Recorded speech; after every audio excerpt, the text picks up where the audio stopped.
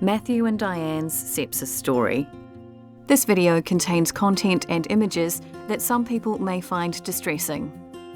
Matthew Ames was 39 years old when he suffered a life-threatening reaction to what started as a sore throat. The father of 4 developed sepsis, leading to the loss of all of his limbs. Matthew and his wife Diane share the story of his illness and recovery. I first went to the doctor with flu-like symptoms and thought I was okay, kept going to work for that week, and then that following weekend my condition deteriorated. I had fevers, rigors, shaking, and ended up being nauseous and dehydrating. And on the Sunday evening I reached out to the emergency department to see how I was going and was diagnosed at that time with a viral illness. I went home. For me, unfortunately, things continued to deteriorate, and on that Sunday afternoon I noticed a small rash on my left arm, which was non-blanching. It didn't go away when you kind of pushed it. So that rash continued to get a lot larger over the course of the next couple of days. Tuesday evening, because of deterioration in a number of my symptoms, I felt that I was really not feeling as well, and asked for an in-home doctor to come and see me. That doctor also said that I had a viral illness, and the following day the rash had got worse again and my symptoms had deteriorated, painful to move as well. So I went to my local GP. Again, he thought I had a viral illness. I continued to deteriorate during that day and attended the emergency department that evening. It was a Wednesday night.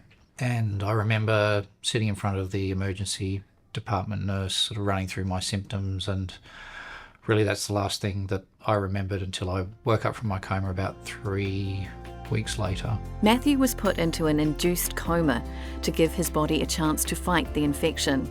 Turned out to be a group A strep infection, strep throat, fairly common. The same bacteria went invasive into my bloodstream. So in an effort to try and stem the infection, on the Thursday morning they debrided my arm where the source of, side of the rash was. But unfortunately for me, the intravenous antibiotics didn't stem the infection. So the following day they thought the only course of action left was to remove my left arm, which happened that afternoon. Matthew's wife Diane describes how, despite the amputation of his arm, Matthew's condition continued to deteriorate. And then on the Saturday, they came to me to say that there was nothing more that they could do for Matthew, and that he was going to die that night unless they operated to amputate his remaining arms and legs. And even then, there was only a 1% chance of surviving. So that's when we then brought all the children to the hospital and sat them down to explain that their dad was really unwell, and that despite the doctors trying everything that they could, there was a chance that he was not going to live. So we then had to go in to say goodbye, which was extremely hard. Our eldest son refused to come in to begin with, and then Matthew's best friend then said, Luke, don't worry about it. We'll just sit down and we'll have a game of cricket with a banana and some nuts. And so that lightened the mood for a little bit, and he was able to come in. But it was the hardest thing, bringing the kids in to say goodbye to their dad. Diane remembers the sensitivity shown by medical staff when she was faced with tough decisions about Matthew's treatment. When the doctors came to us, they were very caring in the way they delivered the news, which made a big difference to me. They explained that this was the only option to save Matthew, and there was only a 1% chance of him surviving.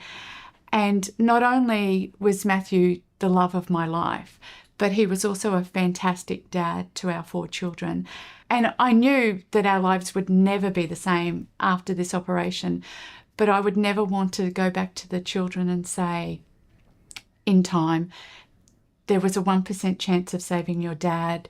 His life would be tough forever. And I didn't take it. I knew that it really wasn't an option.